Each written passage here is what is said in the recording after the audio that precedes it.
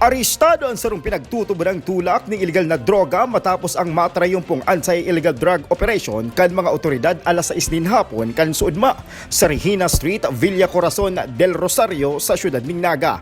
Sa report, napag-araman na nagkondusir ng drug buy-bust operation ang mga otoridad sa lugar kung saan sarong operatiba ang nagposting buyer na matrayumpong nakabakal nin sarong plastic sachet na may laog pinagtutubo ng shabu sa suspeka na si Mark Anthony Ravago Bragat, 40 anyos.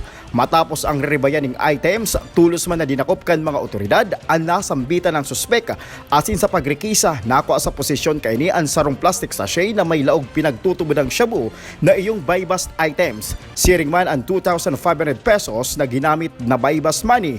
Sa ngunyan, nagtitiner na sa kustodiya kan kapulisan ang nadakop na persona para man sa nagkakanigong disposisyon. Mark Mendoza para sa News Force, Bicol.